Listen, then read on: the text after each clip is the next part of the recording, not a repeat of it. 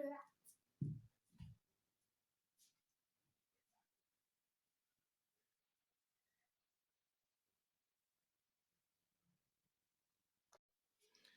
Student, I hope कि आपने प्रश्नावली 1.2 के प्रश्न नंबर 1, 2 और 3 हल कर लिए होंगे और उन्हें सीख लिया होगा और समझ लिया होगा।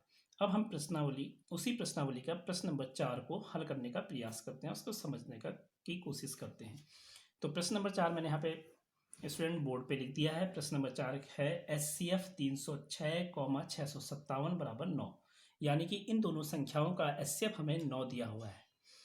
अब हमें क्या ज्ञात करना है कि एलसीएम 306,657, इन्हीं दो संख्याओं का एलसीएम भी ज्ञात करना है। इससे पूर्व जब हमने प्रश्नावली का प्रश्न नंबर 2 जब हमने हल किया था तो उसमें हमने एक चीज को और सत्यापित किया था। उसमें हमने सत्यापित किया था कि HCF गुणा एलसीएम बराबर दो संख्याओं का गुणनफल।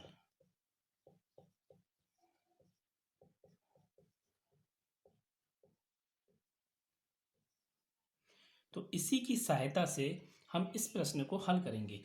यहाँ पर दो संख्याएं हमें दी है 306 और 657 और उनका HCF हमें दिया है 9। दो संख्याओं का HCF 9 दिया है। हमें इन दो संख्याओं का LCM ज्ञात करना है। इसको ज्ञात करना है तो इसको ऐसे लिख देते हैं। अब दो संख्याएं हमें दी हैं 306 गुणा 657। अब 9 से यहाँ गुणा हो रहा है, 9 को बराबर की दूसरी तरफ ले जाएंगे क्योंकि हमें एलसीएम ज्ञात करना है, तो एलसीएम को हम यहीं छोड़ देंगे और इसको 9 को बराबर की दूसरी तरफ ले जाएंगे। 306 गुणा 657, क्योंकि 9 से यहाँ गुणा हो रही है तो दूसरी तरफ बराबर की दूसरी तरफ ले जाने पे इससे क्या हो जाएगा, भाग हो जाएगा। अब 9 से जब हम इसको काटेंगे, 306 को काट लेते हैं तो ये आएगा 9 × 27, 9 × 36, तो एलसीएम बराबर 34 गुणा 657। अब इन दोनों की गुणा कर लेते हैं, कहीं पर रफ पे गुणा करके देख लीजिए कितना आ रहा है। और मैंने एक गुणा किया है तो ये गुणनफल आया है 22, 33, 8।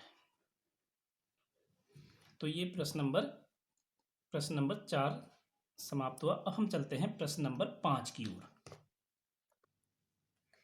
तो स्टूडेंट प्रश्न नंबर 5 मैंने बोर्ड पे लिख दिया है। प्रश्न नंबर 5 है, जांच कीजिए कि क्या किसी प्राकृतिक संख्या n के लिए संख्या 6 की घात n अंक शून्य पर समाप्त होगी। हमें कोई प्राकृतिक संख्या n दी हुई है और हमें यह ज्ञात करना है कि 6 की कोई भी घात हो, चाहे वो 1 हो, 2 हो, 3 हो, 6 की घात 1 हो या 6 की घात 2 हो या 6 की घात 3 हो, तो जब हम उस घात को खोलेंगे तो वह जो हमें अंक प्राप्त होगा उसका अंतिम अंक क्या होना चाहिए, शून्य होना चाहिए। यह क्या इसकी जांच करने को हमसे कह रहा है। तो सबसे पहले एक काम करते हैं, हम 6 की घात n के अभाज्य गुणनखंड बना लेते हैं। तो 6 की घात n के अभाज्य गुणनखंड, तो इसके अभाज्य गुणनखंड आएंगे, 6 के अभाज्य गुणनखंड होंगे 2 गुणा 3 की घात n। अब हमें क्या करना है कि हमें इसकी n की जगह पे 1, 2, 3 जो भी हम रखेंगे तो हमारी जो ऐसी घात प्राप्त होनी चाहिए कि इसका गुणनफल ऐसा आना चाहिए कि जो अंक हमें प्राप्त हो उसका अंतिम अंक क्या हो, शून्य हो। इसके लिए क्या होना चाहिए कि जब भी कोई संख्या शून्य पर समाप्त होती है उसके लिए गुणनखंड 2 गुणा 5 की घात n होना चाहिए। मैं यहाँ पे लिख दे रहा हूँ, संख्या शून्य पर समाप्त होने के लिए गुणनखंड 2 गुणा 5 की घात n के प्रकार के होने चाहिए। परंतु यहाँ पर हमारा क्या हो रहा है, गुणनखंड 6 की घात n के जो अभाज्य गुणनखंड है वह किस प्रकार के हैं, 2 गुणा 3 की घात n है। अतः 6 की घात n किसी भी प्राकृतिक संख्या के लिए शून्य पर समाप्त नहीं होगी, नहीं होगी। इसी प्रश्न को अगर आप और अच्छी तरीके से समझना चाहते हैं, मैं एक दूसरा तरीका बता देता हूँ कि आप इसको इस तरह से भी कर सकते हैं। n बराबर 1 रखकर इसमें चेक कीजिए, 6 की घात 1 आएगा यानी कि 6। फिर हम n बराबर अगर 2 रखते हैं, ये दूसरी विधि हो गई इसकी, सेकंड मेथड। n बराबर 2 रखते हैं तो यहाँ 6 की घात 2 का मतलब 6 गुणा 6 यानी कि 36 आ गया। ये शून्य पे समाप्त नहीं हुआ। इसी प्रकार से अगर हम n बराबर 3 रखते हैं तो 6 की घात 3 आएगा, 6 गुणा 6 गुणा 6 हो जाएगा। 6 6 का 36, 36 में 6 से गुणा करेंगे, 6 6 का 36 की 6 हासिल हो 3 6 3 18 3 21 216। यह भी शून्य पे समाप्त नहीं हो रहा। इसी प्रकार से n कोई भी प्राकृत संख्या हम रखते चले जाएंगे, 4 5 6, तो हम देखेंगे इसका अंतिम अंक जो आएगा वह क्या आएगा, 6 आएगा, अर्थात यह शून्य पर समाप्त नहीं होगा। अब हम चलते हैं प्रश्न नंबर 6 की ओर। तो स्टूडेंट प्रश्न नंबर 6 इस प्रकार से है कि व्याख्या कीजिए कि 7 गुणा 11 गुणा 13 प्लस 13 और 7 गुणा 6 गुणा 5 गुणा 4 गुणा 3 गुणा 2 गुणा 1 प्लस 5 भाज्य संख्याएं क्यों हैं। तो मैं इसमें दो प्रश्न दिए हुए हैं, एक प्रश्न ये है और दूसरा प्रश्न ये है। तो मैं इसमें सिर्फ पहला प्रश्न सॉल्व कर रहा हूँ, दूसरा प्रश्न आप लोग खुद से प्रयास कीजिएगा। तो देखिए, पहले प्रश्न को हम हल करने की कोशिश करते हैं और समझने की भी साथ साथ कोशिश करते हैं। संख्या हमें दे रखी है 7 गुणा 11 गुणा 13 प्लस 13। तो स्टूडेंट इसमें देखिए कि ये 13 जो संख्या है दोनों में ही क्या है, उभयनिष्ठ है। तो 13 को हम उभयनिष्ठ यानी कि कॉमन लेते हैं। ब्रैकेट में हमारा बचेगा 7 गुणा 11 प्लस 13 के स्थान पर 1 बच जाएगा।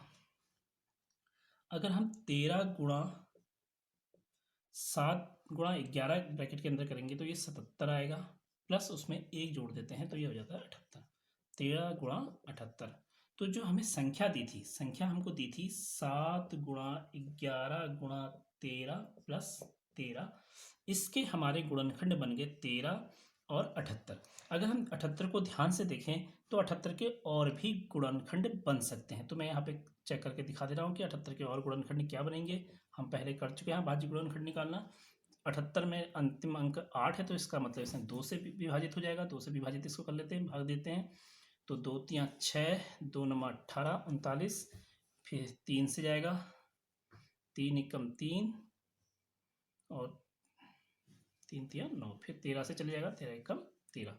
तो इसके अगर हम देखें 13 गुणा 2 गुणा 3 गुणा 13, इतने अभाज्य गुणनखंड आ रहे हैं इस संख्या के। जो संख्या हमको ये दी हुई थी इसके गुणनखंड है 13 भी है, 2 भी है, 3 भी है, 13 भी है।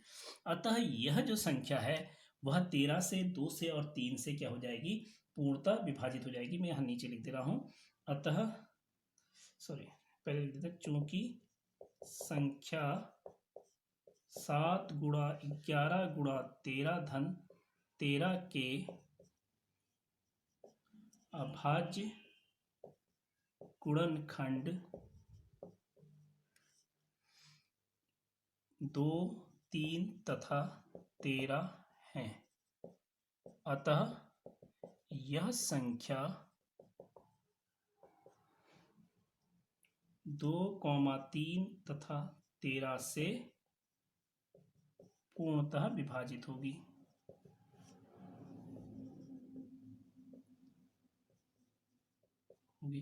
अब यह संख्या जो है 2, 3 और 13 से पूर्णतः विभाजित है, इसलिए यह एक भाज्य संख्या है।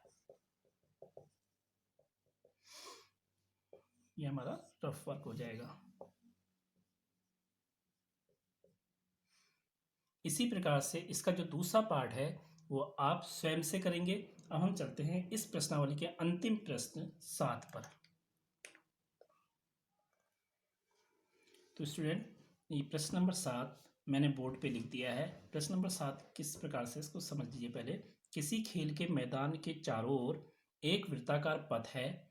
इस मैदान का एक चक्कर लगाने में सोनिया को 18 मिनट लग रहे हैं उस वृत्ताकार पथ पे दौड़ने में, जबकि इसी मैदान का एक चक्कर लगाने में रवि को 12 मिनट लगते हैं। मान लीजिए वे दोनों एक ही स्थान और एक ही समय पर चलना प्रारंभ करके एक ही दिशा में चलते हैं, तो कितने समय बाद वे पुनः प्रारंभिक स्थान पर वापस मिल जाएंगे। जरा ध्यान दीजिए, इसमें रवि को एक चक्कर लगाने में 12 मिनट लग रहे हैं, यानी कि रवि तेज दौड़ रहा है। तो रवि एक और सोनिया को 18 मिनट लग रहे हैं, तो रवि की अपेक्षा सोनिया जो है वो धीरे दौड़ रही है। तो रवि जब एक चक्कर लगा के 12 मिनट बाद प्रारंभिक स्थान में आ जाएगा, उस समय सोनिया प्रारंभिक स्थान पे नहीं पहुंचेगी, उसके बाद पहुंचेगी। तो अब जरा ध्यान दीजिए, मैं इसको कैसे समझाने के प्रयास कर रहा हूँ। तो एक चक्कर के पश्चात यहाँ पे मैं सोनिया लिख देता हूँ, यहाँ पे रवि। सोनिया को एक चक्कर में 18 मिनट लगेंगे और रवि को 12 मिनट। अब दूसरे चक्कर में सोनिया को लगेंगे 36 मिनट, तब जाके वो प्रारंभिक स्थान पे आएगी। लेकिन रवि को उस समय लगेंगे केवल 24 मिनट, तब जाके वो प्रारंभिक स्थान में आएगी। रवि तेज दौड़ रहा है। अब तीसरे चक्कर में ध्यान दो,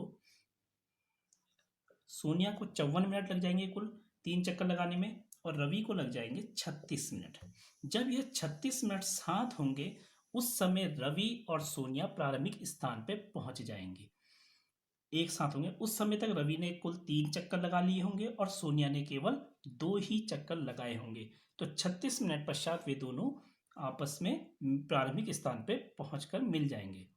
अब इसको हल कैसे करेंगे, यह तो मैंने आपको समझाया। यह भी वैसे इसको हल करने का एक तरीका है, लेकिन यह क्या है, एलसीएम निकाला गया है। हमने 18 के गुणज लिए और 12 के गुणज लिए, तो जो गुणज दोनों में कॉमन था यानी कि उभनिष्ठ था, वही हमारा क्या हुआ इसमें 36 मिनट, और वही एक इसका क्या हुआ एलसीएम यानी कि लॉसो हुआ। अब इसको लॉसो निकालने के तरीके से इसको हल करते हैं मेथड से। तो हम पहले 18 के अभाज्य गुणनखंड बना लेंगे और दूसरी ओर 12 के अभाज्य गुणनखंड बना लेंगे। 18 के बनाते हैं, देखिए 2 नंबर 18, अब ये 3 से जाएगा, 3 तिया 9 और 3 एकम 3। 12 के बना लेते हैं, 2 छिक्का 12, फिर 2 से जाएगा, 2 तिया 6 और 3 एकम 3। तो 18 के अभाज्य गुणनखंड हम आ गए हैं 2 गुणा 3 गुणा 3, और 12 के अभाज्य गुणनखंड हमारे आ गए हैं 2 गुणा 2 गुणा 3।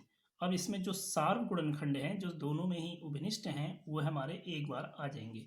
तो हमारे आ जाएंगे 2 गुणा 3, 3 दोनों में है, लेकिन ये दोनों उभनिष्ठ नहीं है, तो इनको भी हम बीच में लिख लेंगे। 2 को भी हमने लिख दिया और 3 को भी लिख दिया। यह हमारा एलसीएम यानी कि लॉसो हो गया, और यही हमारा अभिष्ट उत्तर होगा। देखिए 2 दूनी 4 हो गया, गुणा 3 तिया 9, 9 चौको 36, यानी कि 36 मिनट पश्चात वे दोनों प्रारंभ में उसी स्थान पर पहुंच जाएंगे।